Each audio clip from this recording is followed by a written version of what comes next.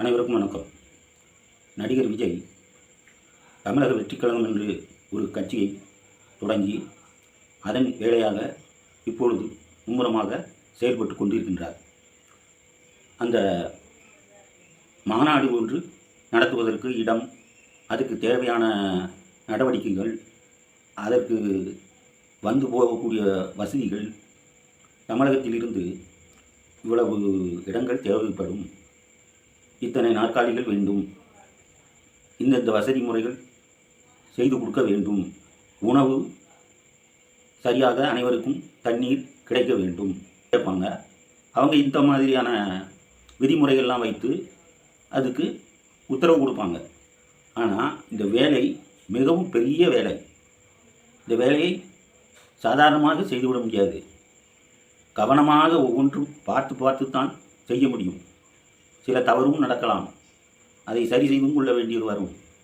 இப்படித்தான் அவர் புதிதாக அரசியல் கட்சி துவங்கி மக்களுக்கு சேவை செய்ய வேண்டும் எண்ணத்தோடு செயல்பட்டு கொண்டு இருக்கின்றார்.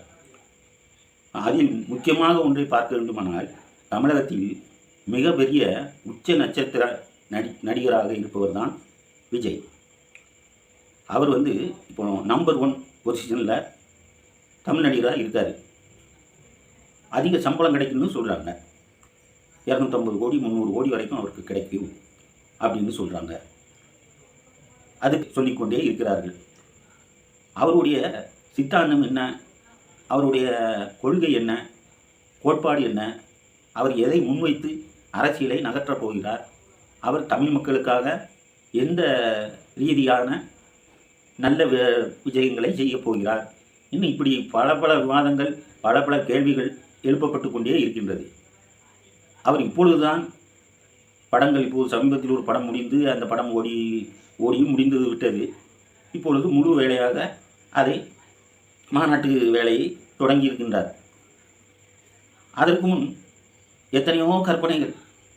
அவருக்கு அரசியல்லாம் செட் ஆகுமா, அரசியலில் அவரால் வின் பண்ண முடியுமா, அவரால் தாக்கு பிடிக்க முடியுமா, செலவழிக்க என்ன செய்வாருன்னா, நீங்கள் தானே சொல்கிறீங்க படங்கள் நடிச்சிருக்காருலா, எத்தனை படம் நடிச்சிருக்காரு, அதை வச்சு மேனேஜ் பண்ணி செலவழிக்க வேண்டியதுதான். என்ன இருக்கிற பணத்தை எல்லாம் வாரி இறைச்சிட்ட போகணுன்னு என்ன அவசியம் இருக்குது?